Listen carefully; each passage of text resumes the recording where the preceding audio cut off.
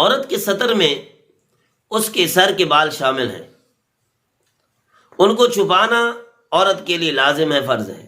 بلکہ یہاں تک مسئلہ ہے کہ اگر کوئی عورت نماز پڑھ رہی ہو اور اس کے سر کے بال ننگے ہو جائیں اور ایک مرتبہ سبحان ربی الاعلیٰ کہنے کی مقدار، یعنی کہ چند سیکنڈ 5-6 سیکنڈ کی مقدار وہ رہ جاتے ہیں، نظر آتے رہتے ہیں، تو پھر نماز کے اندر بھی خلل واقع ہو سکتا ہے۔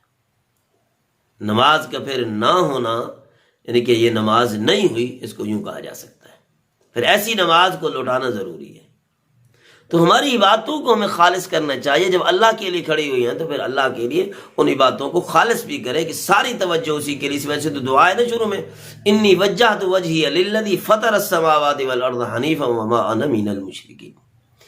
تو میں ان بہنوں سے درخواست کروں گا کہ جو اپنے بالوں کو خوبصورت بھی بناتی ہیں، لمبے بھی کرتے ہیں، لیکن یہ دوسروں کے لیے دکھاوا نہ کریں، یہ اپنے خاوند کے سامنے رکھیں ان کو۔ یہ زیب و زینت اپنے خاوند کے سامنے ہو، یہ عبادت بھی ہے، اس پر ثواب بھی ہے۔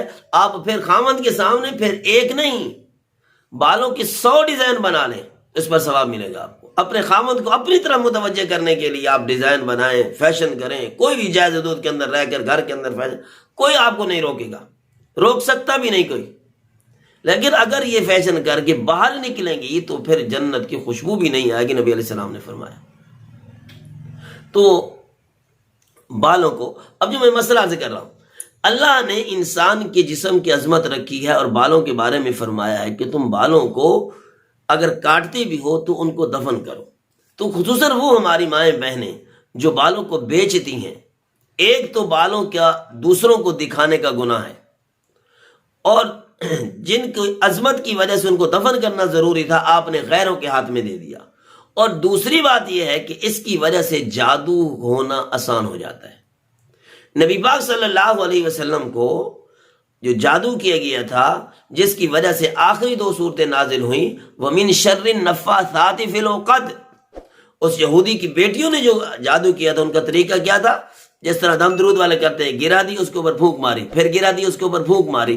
تو اس طریقے سے انہوں نے کر کے ایک کھجور کے شگوفے کے اندر خوشے کا جو کور ہوتا ہے نا، اس کے اندر ڈال کر اس کو ایک اندھے کنویں کے اندر اس کے اوپر بڑا پتھر ڈال دیتا۔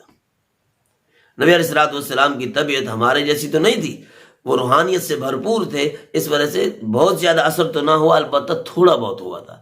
تو اس لیے بالوں کے ڈیزائن بنائیں، لیکن اپنے گھر والے کے سامنے، اور بالوں کو کٹوائیں بھی صحیح تو پھر ان کو دفن کریں۔ ویسے بالوں کو مردوں جیسے رکھنے کی علامت نہیں ہے، اجازت نہیں ہے۔ دوسری بات یہ کہ یہ بالوں کو بیچنا تو بالکل ہی ٹھیک نہیں ہے۔ کل کو آپ کے بالوں کے اوپر وہ جادو ہو جائے، آپ کی طبیعت خراب ہو جائے، پھر کہاں اس کو ڈھونڈیں گے آپ؟ کوئی آدمی بھی فائدہ اٹھا لے، ضروری نہیں ہے کہ آگے اس کا کاروبار ہو کہ وہ کاروبار خرید کر پھر آگے بیچے۔ وہ کسی قسم کا آپ کو نقصان دینا چاہے تو دے سکتا ہے، پھر ساری زندگی آپ ہاتھ ملتے رہ جائیں گے۔ اس لیے تھوڑی سی محنت کر لیں، اپنے آپ کو دین کا پابند بنا لیں، اللہ کے حکم کا، نبی کی سیرت کا پابند بنا لیں۔ آخر ازواج مطہرات نے بھی تو زندگی گزاری تھی، بیویاں بن کے زندگی گزاری تھی، وہ بھی ایک گھر میں رہ کر انہوں نے زندگی گزاری تھی۔ اس کا سکون تو دیکھیں، ذرا آزما کے تو دیکھیں نا، اس کا پھل دنیا کے اندر آپ کو ملتا کیسے ہے۔ تو اس لیے نہ ناخن پھینکے کریں، نہ ناخن بڑے رکھیں، اور نہ ہی ناخن ان کو بالوں کو بیچا کریں، وہ کنگھی سے جو ٹوٹ جاتے ہیں، نہ وہ بیچنا جائز ہے، نہ ہی کوئی اور بال بیچیں، یہ طریقہ درست نہیں ہے۔